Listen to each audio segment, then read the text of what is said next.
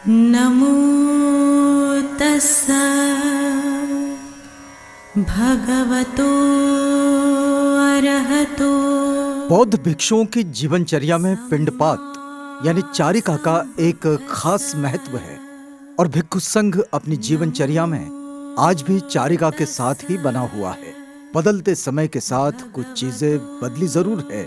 जो भिक्षु किसी इंस्टीट्यूट में रहते हैं वहां तो उन्हें अक्सर भोजन के लिए चारिका की जरूरत नहीं होती, लेकिन भिक्षु अपना भोजन चारिका के द्वारा ही पाते हैं। ये देखिए, यह है भदंत अजाहन जयासारो, थाईलैंड से आए हैं। आज महाराष्ट्र के बुद्ध वंश से सटे हुए पारडी देशमुख में ये पिंडपात कर रहे हैं। साथ में भारतीय भिक्षु संघ भी है।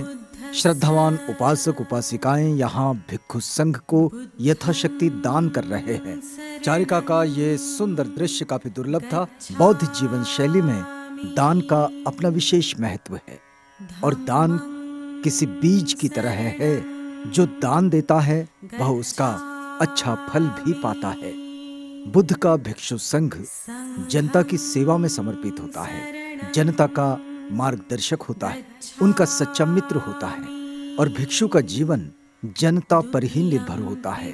भिक्षुओं का जीवन पिंडपात पर ही निर्भर होता है और श्रमण परंपरा का ये निर्वहन भिक्षु संघ अपने निर्माण से करता चला आ रहा है।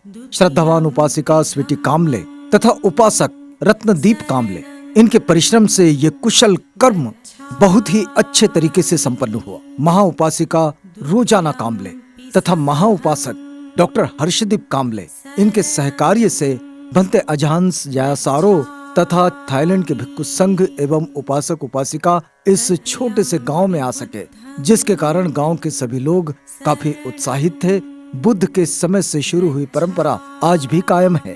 भिक्षु कभी भोजन के अग्रिम निमंत्रण पर भोजन दान को स्वीकार कर लेते हैं, अन्यथा भिक्षुओं का भोजन उनके भिक्षा पात्र में चारिका से ही आता है।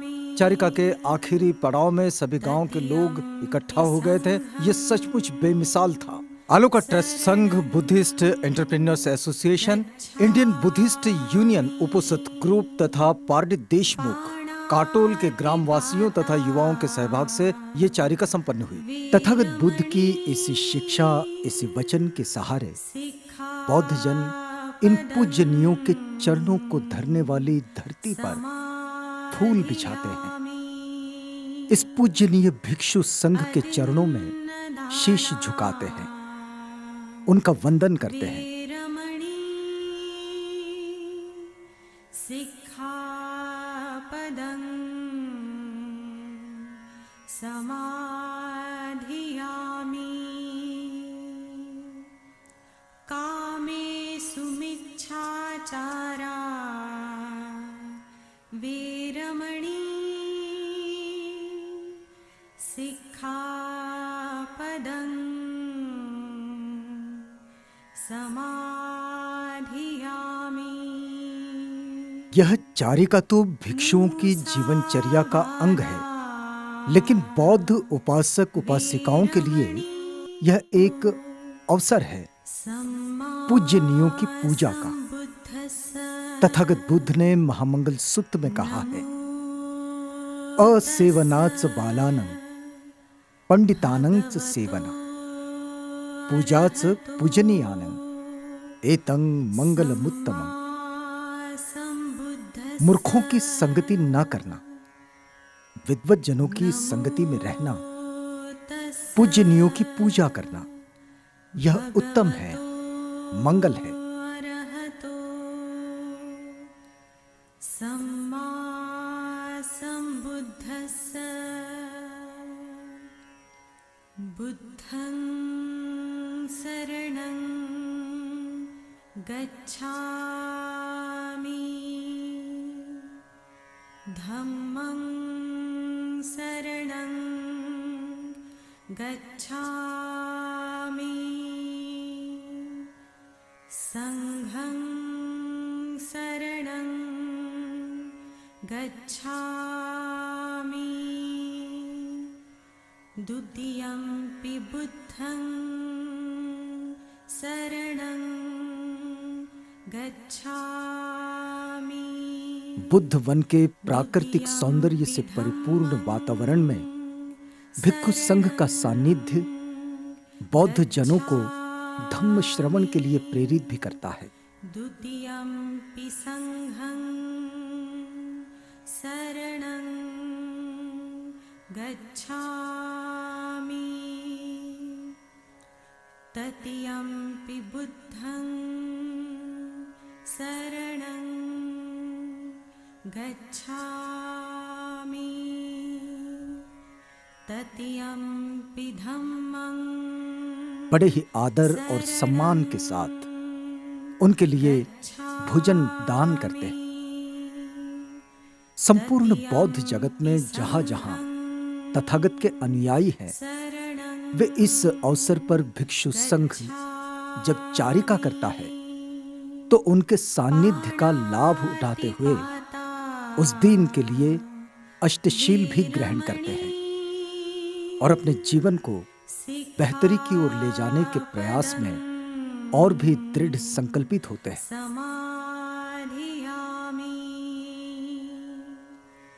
अदिन्नदाना वीरमणि सिक्खापदं समाधियामि कामेषु मिच्छाचारा वीरमणि सिक्खापदं समाधियामि। अब भदंत अजाहन जयासारो जो कि थाईलैंड से आए हैं, यहाँ उपस्थित उपासक उपासिकाओं का मार्गदर्शन कर रहे हैं।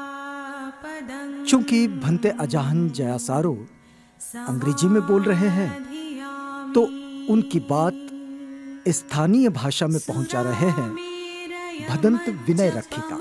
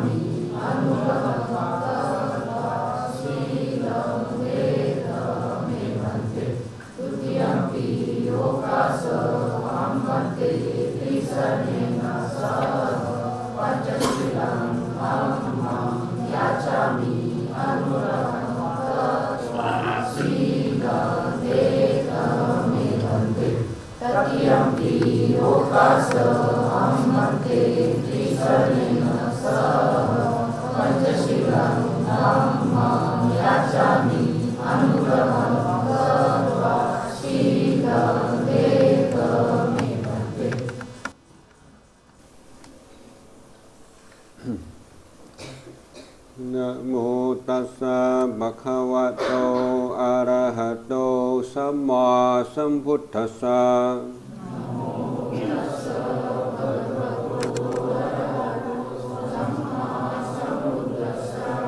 नमो तस्सा भगवतो अरहतो सम्मा सम्बुद्धस्सा।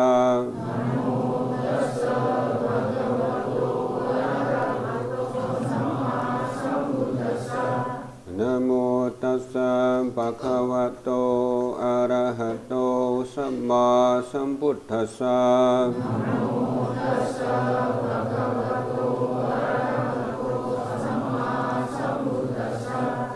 बुद्धं शरणं गच्छामि धम्मं शरणं गच्छामि संघं शरणं गच्छामि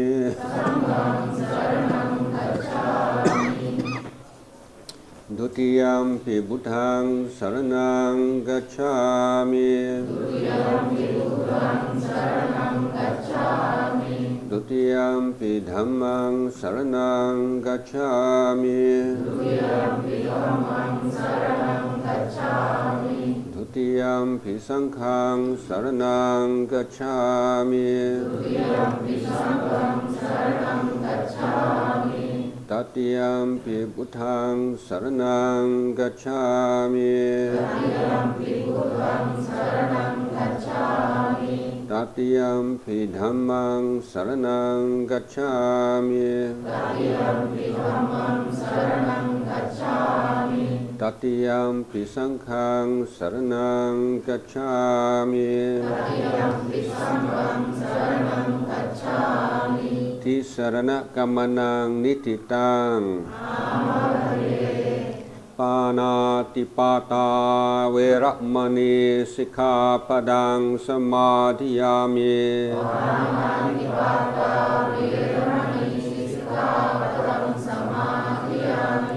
Adinadana veramani sikkhapadang samadhiyami.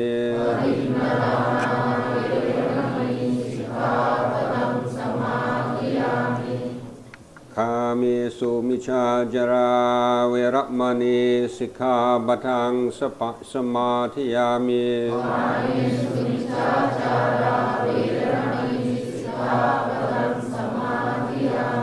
Musawada veramani sikkhapadang samadhiyami.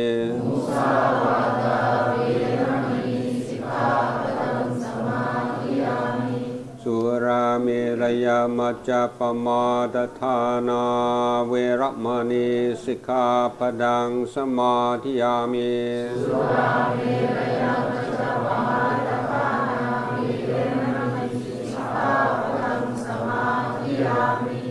Imani panca sikkhapadani silena sukhating yante silena bhoga sampada. Silena nipputing yanti tasma silang visotaye.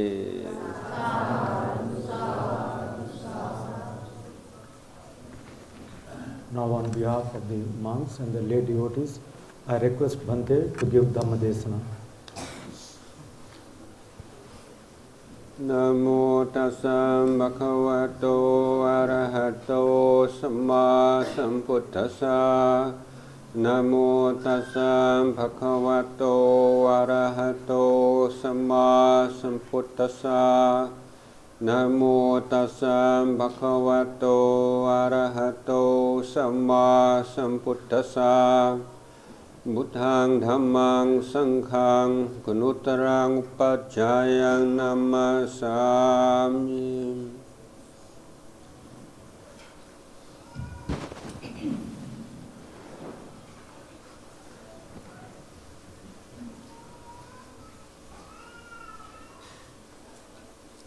Well, it's been a very enjoyable morning for me so far. To be able to go on Bindabat, on alms round in a small village in Maharashtra is like a dream for me, and I immediately after the end of the alms round I spoke to Doon, the young lady who is making all our recordings. Please make a video clip that we can post in Thailand so that all the people in Thailand can see that there is now Bindabat in central India, right in the very heart, in the very center of India, because in Thailand mostly nearly everyone goes to the holy places. So India in the imagination of Thai people is Bihar and Uttar Pradesh, and they have no conception of the other areas and what else is going on in this country. आज सुबह से मेरे लिए बहुत ही आनंदमय समय रहा कि यहाँ पर जो आपने आयोजन किया, और ख़ास करके जो गांव में भिक्षाटन जो हुआ वो बड़ा ही मेरे लिए तो एक ये सपना जैसे पूरा हुआ। और इसीलिए एक जो उपासिका है जो थाईलैंड से रिकॉर्डिंग कर रही है, तो मैंने कहा उनसे कि इसका अच्छा से एक रिकॉर्डिंग बनाओ और एक क्लिप बनाओ ताकि हम थाईलैंड में बता सकें, क्योंकि आम तौर पर लोगों की धारणा केवल बिहार, यूपी उसी की वो धारणा लेकर चलते हैं। लेकिन यहाँ पर मध्य भारत में ऐसा भी कुछ जगह है जहाँ पर पिंडपाता लोग देते हैं, तो इस बात का हमें उनको भी बताना चाहिए। इस दृष्टि से मैंने उसे रिकॉर्डिंग करने के लिए कहा था। And then arriving here and seeing such a beautiful and appropriate site for a forest monastery, as myself, as a forest monk, seeing the beginnings of a forest monastery in the heart of India, and with such a leader with such integrity and well practiced as a Venerable Niyarakita, then I'm very optimistic for the future of this project. तो यहाँ पर जो आरण्य की जो परंपरा है, तो यहाँ पर ये दृश्य देखकर मुझे लगा कि हाँ, यहाँ पर एक मध्य भारत में एक आरण्य की परंपरा यहाँ पर शुरू हो सकती है। तो यहाँ पर जो सभी लोग हैं वो मिलकर इसे पूरा करेंगे, ऐसी मैं उम्मीद करता हूँ।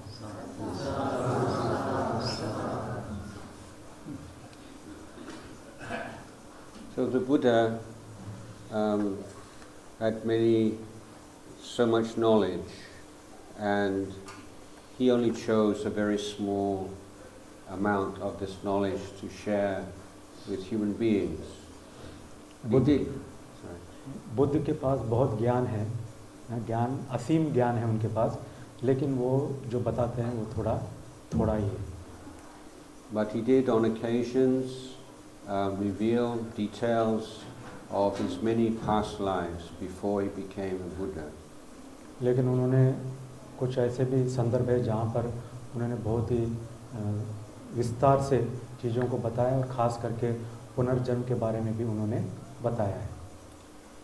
But when he spoke of the future, he did not speak like an astrologer or somebody who claims to have some knowledge of the future. It will be like this, it will be like that.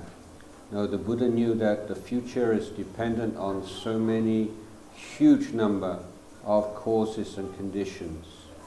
But so when the Buddha spoke about the future, he would say, if this condition is fulfilled, then this will happen. If this condition is not fulfilled, it will not happen. So this is a characteristic way of speaking of the Buddha. तो भगवान बुद्ध ने भविष्य के बारे में भी बताया है, लेकिन उनकी भविष्यवाणी वो कोई नक्षत्र या हस्तशास्त्र देखकर बताने वाली भविष्यवाणी नहीं है। वो जो भविष्य बताते हैं वो कारण और परिस्थितियाँ इन सब का आकलन करके उसके आधार पर वो भविष्य की बातें करते हैं। And on one occasion the Buddha said that as long as bhikkhus find delight in forest dwelling, Buddha Sasana will not disappear from the world. भगवान बुद्ध ने एक जगह कहा है कि जब तक भिक्षु लोग आरण्य में जंगल में रहकर ध्यान करेंगे, तब तक जो है बुद्ध शासन खत्म नहीं होगा। So making a forest monastery and supporting it and helping it to thrive is a small part that we can all play in ensuring that the Buddha Sasana will not disappear from the world. तो ये जो आरण्य परंपरा है, इसमें हम अगर अपना योगदान दे सकते हैं और आरण्य परंपरा को बनाए रख सकते हैं, तो फिर हम बुद्ध शासन को भी लंबे समय तक बनाए रख सकते हैं।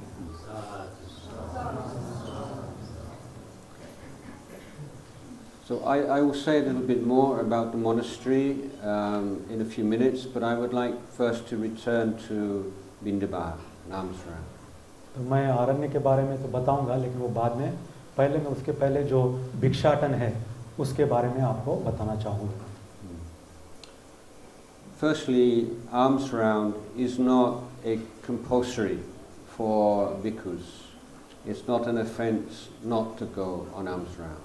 तो पहली बात तो यह है कि भिक्षुओं के लिए भिक्षाटन करना ही चाहिए, ऐसा जरूरी नहीं है।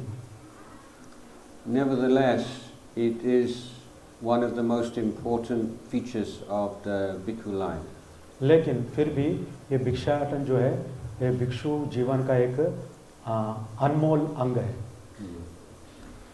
Firstly, for the individual monk, the individual bhikkhu in the forest monastery, spending many hours a day walking and sitting in meditation, and it's very easy to develop your own little bubble. You know, my practice, my meditation is going well, my meditation not going so well. So you can become very self-obsessed in a way. व्यक्तिगत रूप से अगर भिक्षुओं के बारे में बताएं जो जंगल में रहकर ध्यान करते हैं, चंक्रमण करते हैं, फिर बैठकर ध्यान करते हैं, इस तरह करते उसमें एक ऐसा लगता है कि मैं बहुत अच्छा ध्यानी हूँ, मैं बहुत जानता हूँ, इस प्रकार का एक अहंकार भी आने की संभावना है. So in the morning, walking out into the village and receiving alms is a reminder to the monk, we can live in this way. We can keep the precepts like this, we can meditate like this, we can study like this because of the generosity of our supporters. And this is a very important reminder for the bhikkhu. तो जब ये भिक्षाटन के लिए जाते हैं, तो जब भिक्षाटन के लिए जाते हैं तब उनको ये बात याद आती है कि भाई हाँ, इस तरह से हम शील का पालन कर सकते हैं, इस तरह से हम ध्यान कर सकते हैं, और ये सब जो है इनके जो दान है उसके आधारित हम लोग ये सब साधना कर सकते हैं.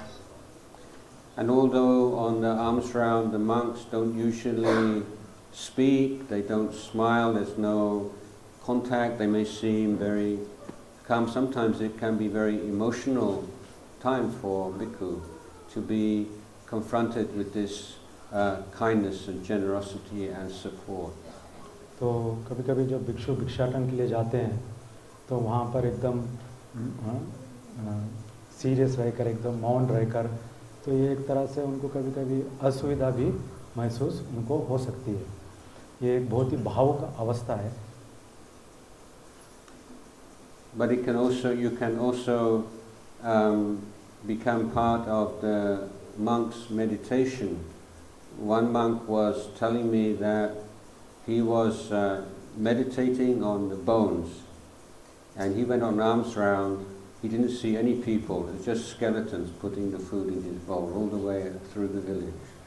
तो एक भिक्षु जो ध्यान करता था, वो ऐसे भी कुछ ध्यान करते हैं कि वो खाली हड्डियों पर है ना, तो उस पर ध्यान करते हैं. तो वो जब भिक्षाटन में जाता है तो वो कहता है कि मुझे ऐसा लगता है कि सारी हड्डियां मुझे दान दे रही हैं, हड्डियों का ढांचा जो है मुझे दान दे रहा है.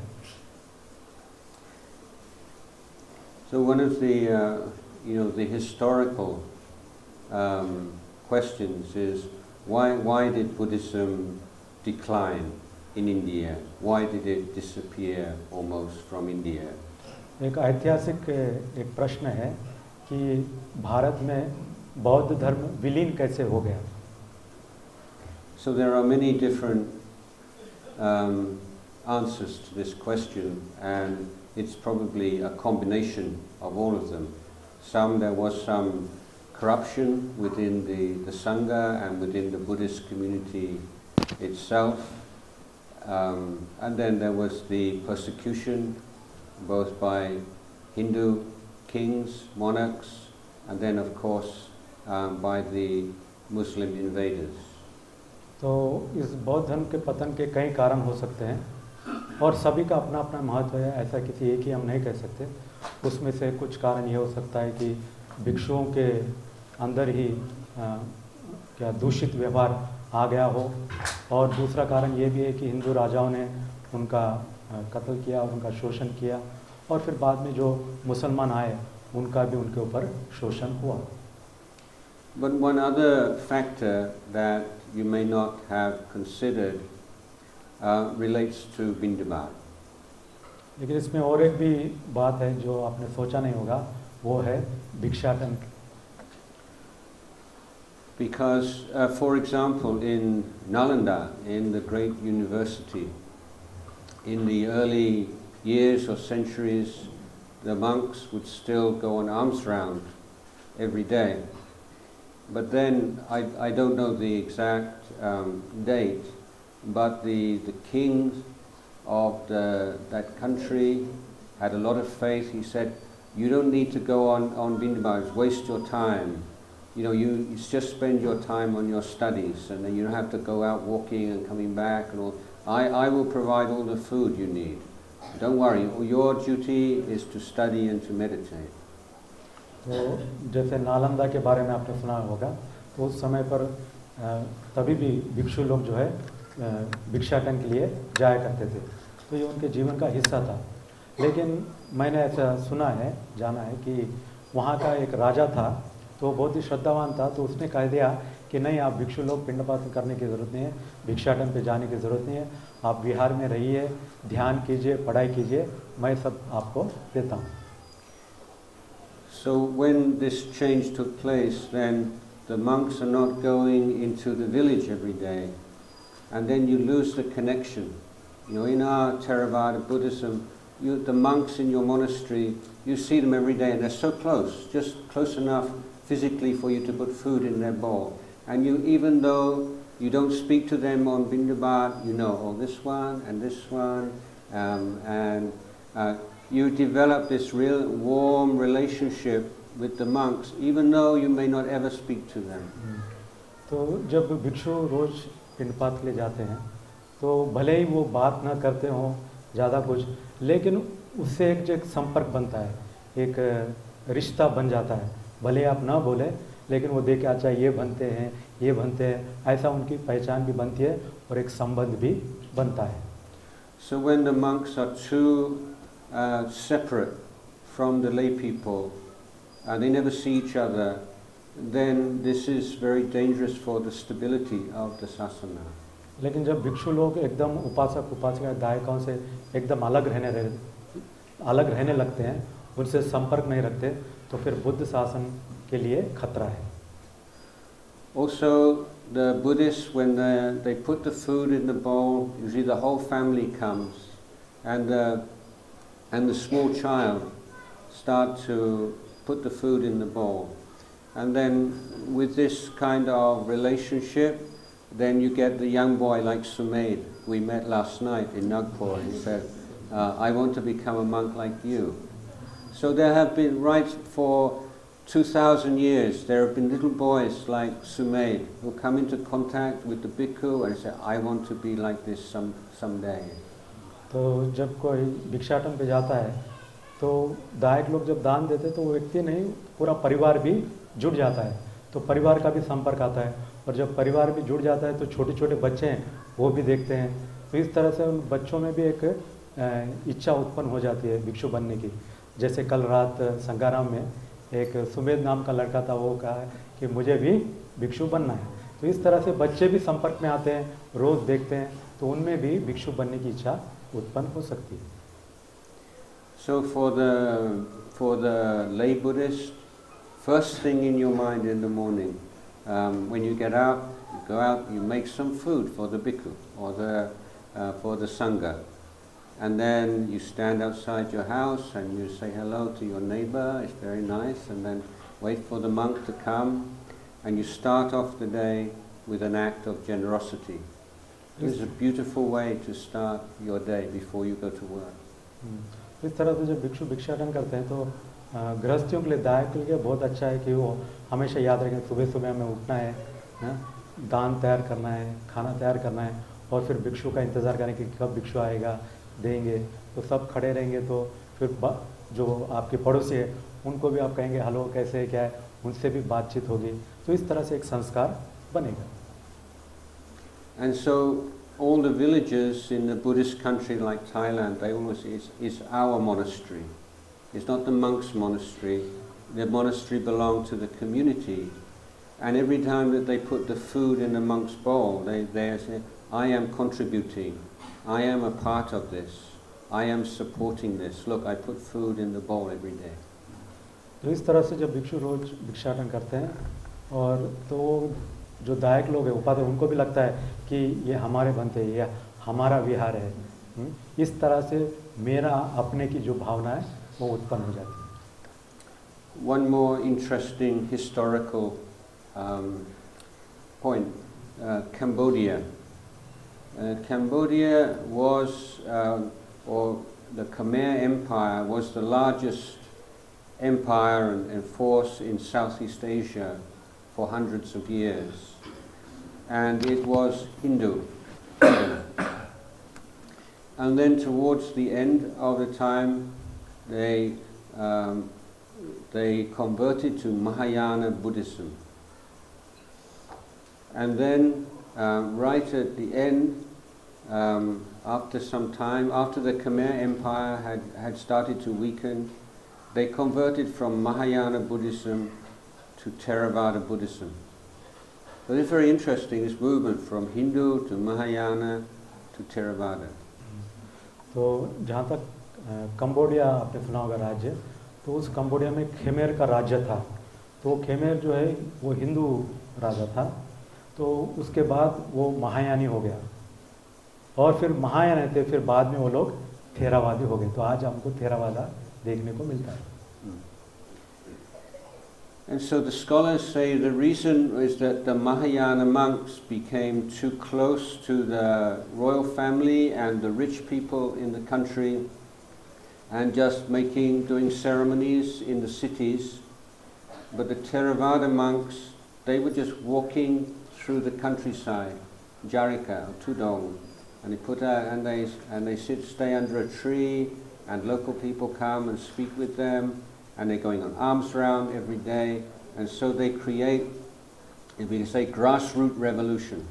So this is Theravada from grassroots upwards. Mahayana was come from the top down, and Theravada came from the bottom through the daily contact between the bhikkhus and the lay Buddhists.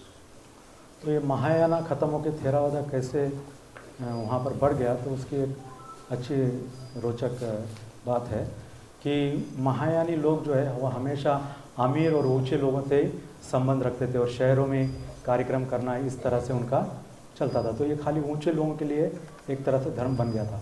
लेकिन जो थेरावादी थे वो ज़मीनी तौर पर काम कर रहे थे। वो गांव-गांव में जाना, भिक्षाटन करना, झाड़ के नीचे रहना, लोगों से संपर्क में आना। तो इस तरह का थेरावादा जो क्या है वो ज़मीनी स्तर से ऊपर आया, और महायाना क्या है वो राजकीय स्तर से ऊपर से वो फैला। इस तरह से ये। On one occasion, the Buddha spoke about the bhikkhu, and he said there are four kinds, like four kinds of fruit.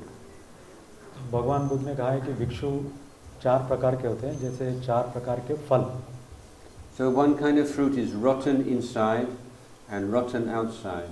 तो एक इस तरह का फल है जो अंदर से भी सड़ा हुआ है, बाहर से भी सड़ा हुआ है। And one kind is rotten inside but ripe and beautiful outside. लेकिन और एक फल है जो अंदर से सड़ा हुआ है लेकिन बाहर से बहुत ही सुंदर और अच्छा है। And one is beautiful on the outside, and rotten outside and yes, so it's and rotten inside and outside, and rotten outside and pure inside, and then there is excuse me, and then rotten inside and beautiful outside, and pure and ripe inside and ripe outside. Sorry, I hear this. तो चार प्रकार के फल है। एक है कि अंदर से सड़ा हुआ है लेकिन बाहर से सुंदर है। दूसरा क्या है, बाहर से सड़ा हुआ है और अंदर से सुंदर है। और तीसरा क्या है, अंदर से भी सड़ा हुआ है, बाहर से भी सड़ा हुआ है। और चौथा जो है, अंदर से भी सुंदर है, बाहर से भी सुंदर है। Okay. So the two interesting ones here that we need to reflect on is the one which is rotten on the outside but ripe on the inside, and one which is ripe and beautiful outside and rotten inside. तो यहाँ पर हमें दो फलों पर ज़्यादा ध्यान देने की आवश्यकता है, जो बाहर से सुंदर है लेकिन अंदर से सड़ा हुआ है, और जो दूसरा बाहर से सड़ा हुआ दिखता है लेकिन अंदर से सुंदर है। So it's very important for lay people to study something of the monks' Vinaya, so that you can make some discrimination between the good monk and the bad monk. तो इसलिए जो गृहस्थी लोग हैं उपासक, उनको विनय के बारे में कुछ थोड़ी बहुत जानकारी होनी चाहिए, जिससे कि वो अच्छे भिक्षु और बुरे भिक्षु में फर्क कर सके। Of course, you cannot see inside the monk whether he has the pure heart or not, but you can see the conduct, you can see the vinaya of the monk. तो आप किसी भिक्षु के हृदय में झांक कर तो नहीं देख सकते कि वो कैसा है, लेकिन हाँ उसका व्यवहार आप देख सकते हैं, उसका जो विनय है उसको आप देख सकते हैं। So when the Buddha says there are some monks that are rotten on the outside and ripe on the inside, it doesn't mean that they have the bad vinaya. तो अगर ऐसे कुछ उदाहरण दिया कि बाहर से सड़ा हुआ है और अंदर से अच्छा है, तो इस तरह से जो भिक्षु है उसके बारे में Yeah, so in this case of rotten on the outside and ripe inside, it doesn't mean that a monk with very bad vinaya, maybe he has a pure heart. What the Buddha is talking about here is more the manners. Some maybe monk is not so polite, or he doesn't look so smart and inspiring, or has a loud voice, or sometimes speak coarsely. This is like rotten, but he may have the pure heart. तो जैसे हम उदाहरण दें कि बाहर से सड़ा हुआ और अंदर से अच्छा पका हुआ फल है, तो भिक्षु भी ऐसे जब हम कहते हैं कि वो बाहर से ठीक नहीं है, अंदर से अच्छा है, तो इसका मतलब ये नहीं कि वो विनयधारी नहीं है। उसका मतलब ये है कि वो बाहर से बड़ा क्रोधित लगता होगा, बड़ा सीरियस लगता होगा, इस तरह से बाहर से उसका व्यवहार उतना मृदु नहीं होगा, लेकिन इसका मतलब ये नहीं कि वो अच्छा भिक्षु नहीं है। But if the monk, for instance, he spent time alone with a woman, with no other man present, or is a monk eating in the evening,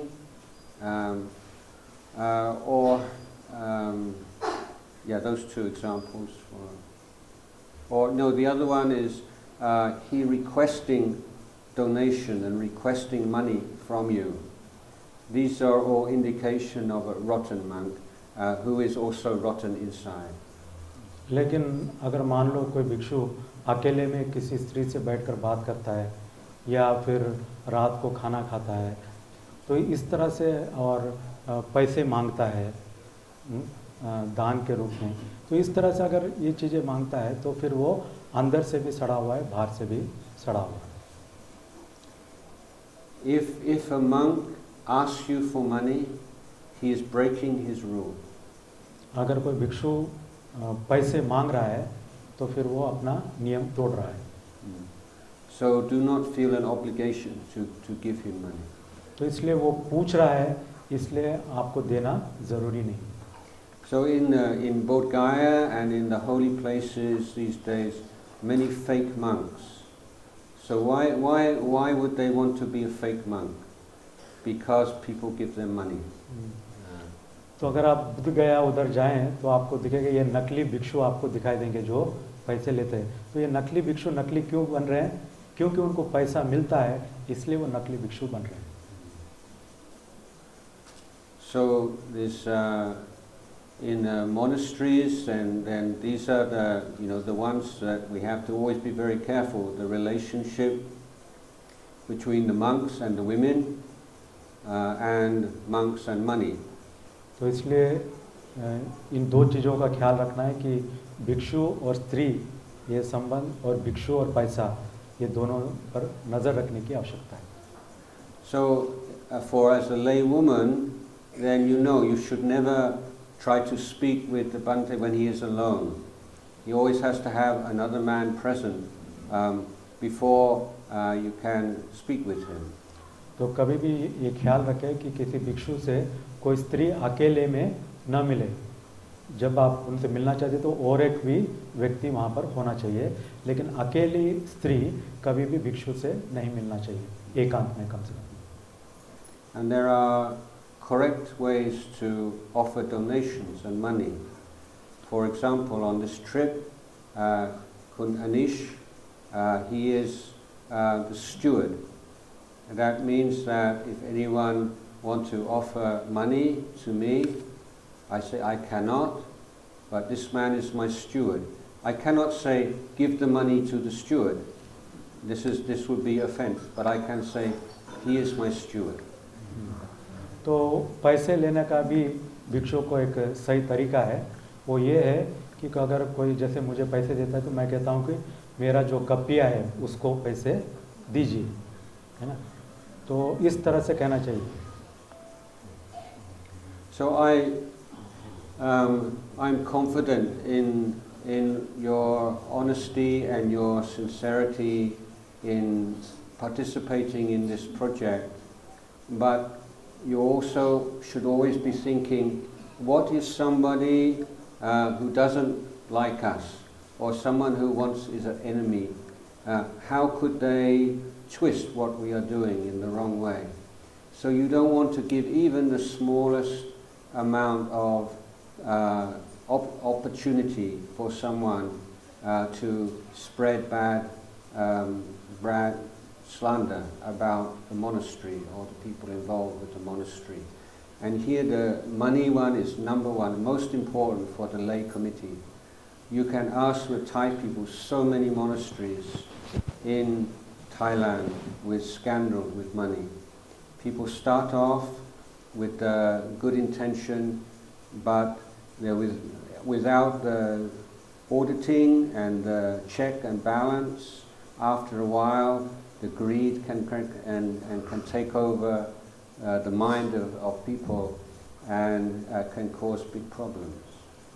तो आप लोग ने जो यहाँ पर योजना बनाई है एक आरण्य की, तो ये जो बनाते वक्त आपको ये ख्याल रखना चाहिए कि आपको खास करके जो पैसा का दान लेंगे तो उसका कैसे हिसाब किताब रखना है, किस तरह से किस योजना से, क्योंकि कभी कभी ये जमा करते करते आदमी में लोभ आ जाता है और फिर उसके कारण कई समस्याएं खड़ी हो जाती है. ऐसे थाई में भी ऐसा होता है, तो इन बातों का ख्याल रखना चाहिए. कोई दुश्मन भी होता है, वो तुम्हारे योजना को असफल करने की कोशिश कर रहा है, इन सब बातों का ख्याल रखना चाहिए.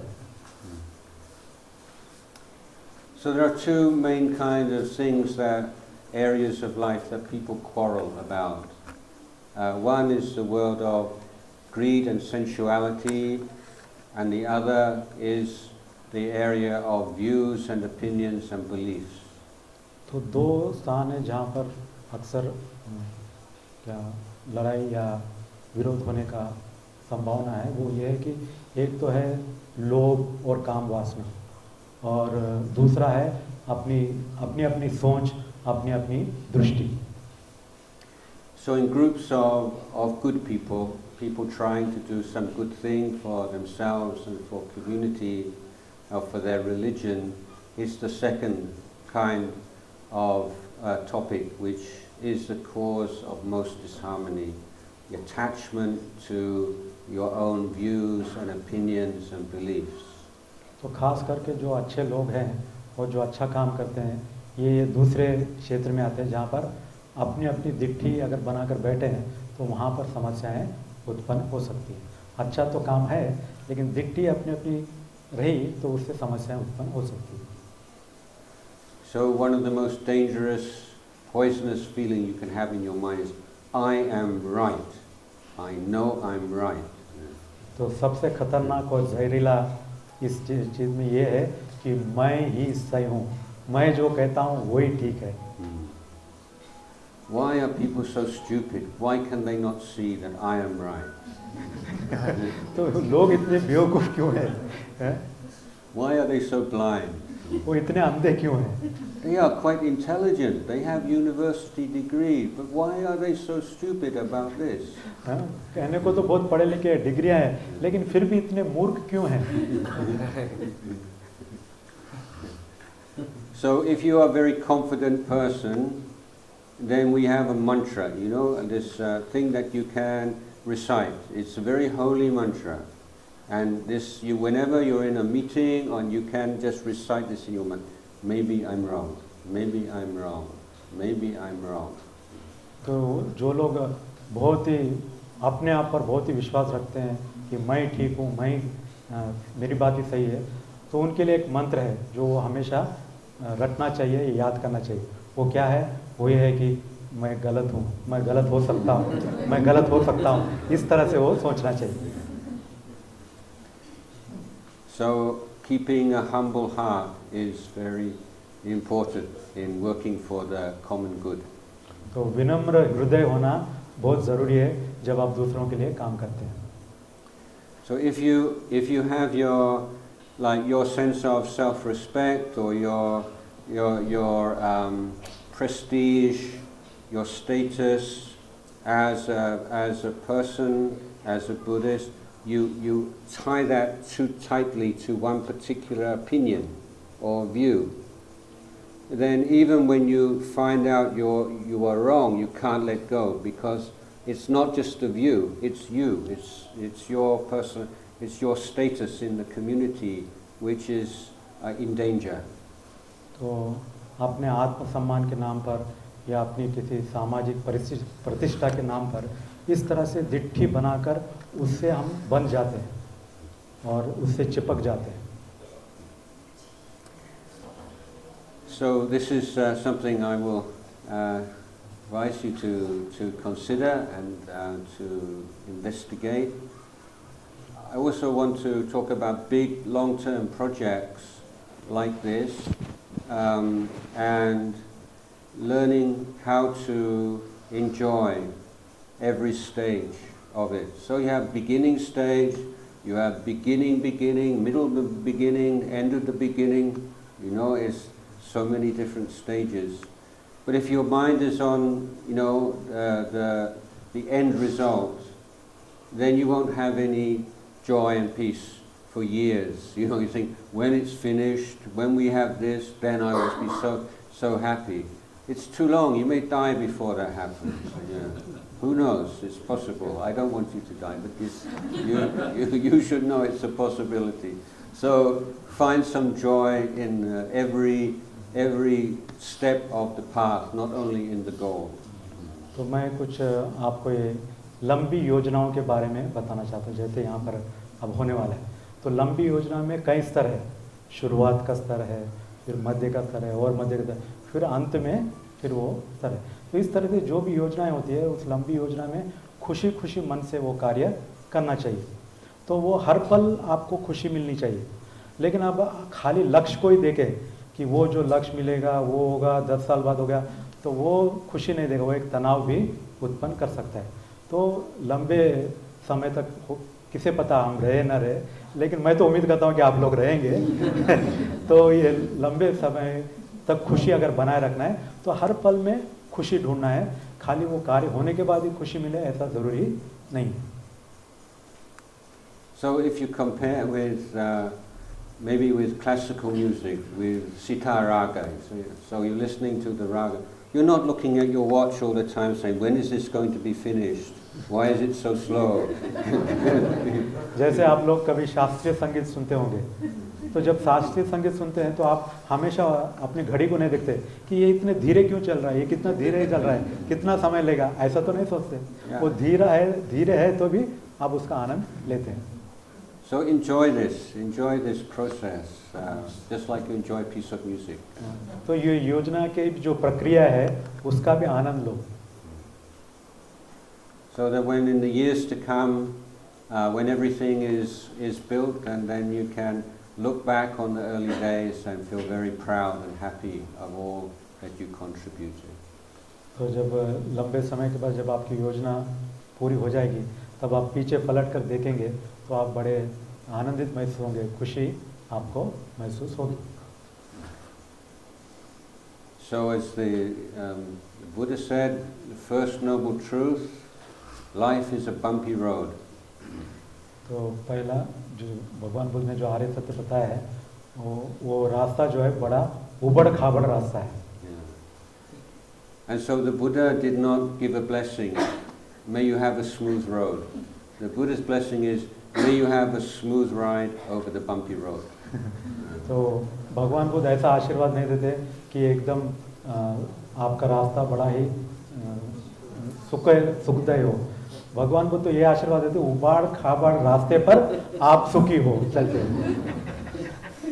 So I think if you are practicing generosity, keeping your precepts, giving time and to cultivation of your heart through meditation, this is how you can have the smooth ride over the bumpy road. तो अगर आप दान कर रहे हैं, शील का पालन कर रहे हैं और अपने मन को शुद्ध कर रहे हैं, ध्यान कर रहे हैं, तो ये तरीका है ऊबड़ खाबड़ रास्ते पर भी आराम से चलने का। So I'd like to offer my blessings to you all in your own practice and in your family and in this project and in support of Bante and the creation of Forest Monastery. May you all have a very smooth ride over the bumpy road. तो मैं आप सब के लिए मंगल कामना करता हूँ, आप सब सफल हो और आपका जो प्रोजेक्ट है वो भी सफल हो और इस उबड़ खाबड़ जीवन में आपका जीवन सुखमय हो।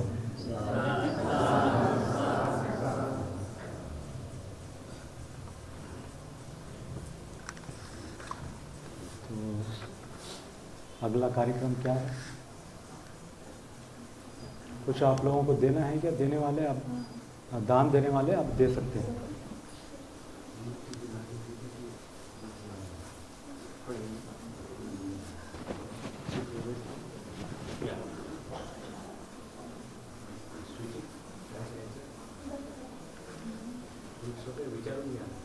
Vivajanto sambarogo vinasatu mate bhavattvantarayo sukhi dikayuko mava apivadana sile sanicchang buddha pachayino cattaro dhamma vadanti ayuvano sukham balang karaniyamata kusalena yantang santang padang abhisamecca sakho ujo ca sujo ca suvajo ca samudho anatimani santo sako ca subharo ca appakicco ca sallahukavutti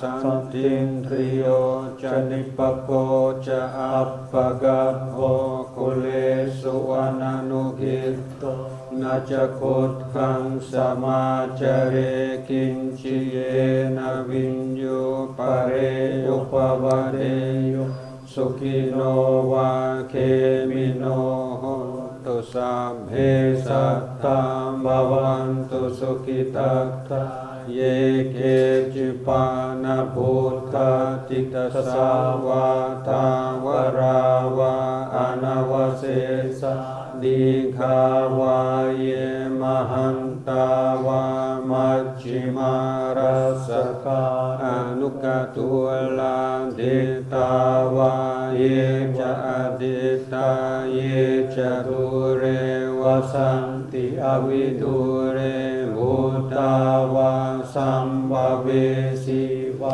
sambhe sattam bhavantu sukhitata naparo parang nikobbetanati manyeta kattachinang kinchibhaya rosana patikasanya nanyamanya sadukkamicceyamathayataniyang bhutang ayusa eka puttamanurakke evam pisambhabhutesu manasam bhavaye aparimanang metanca sambalokasamim manasam bhavaye aparimanang Uddhang adoca tiriyanca asambhadang avirang asapatang tittancara นิสิน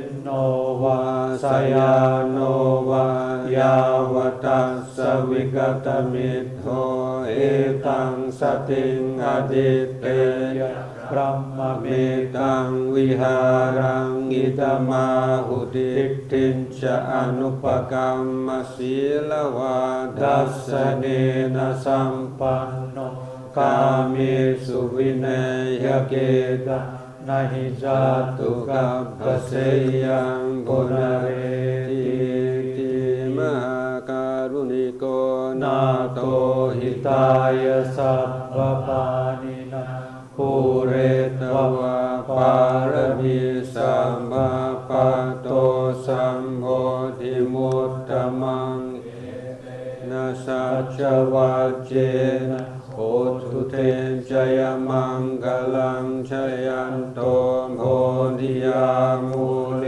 สักยานังนันติวัตโนเอวะเมตัมหังวิจโยโหติจยสุจยมังกเลอปราจิตปัลลังเกสีเสปัตวิโภกเรเสเกสัมมามุทธานังอากาปะโตมภโมทิสุนาคตังสุมังกลังสุปปาตังสุโหติตังสุโมโหโทจะสยิตังบรหมจาริสุปดากินังกายกรรมวาจาคัมมังปดากินังปดากินังมโนคัมมังปานิทิเทปดากินาปดากินานิคัตตวานลบันตาเตปดากิเน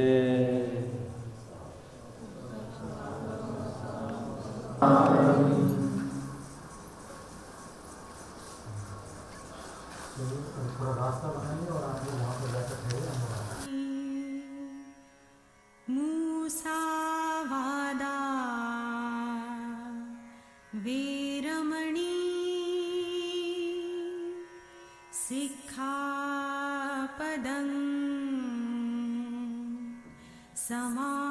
समाधियामि सुरामेरयमज्जपमादठाणा Veeramani sick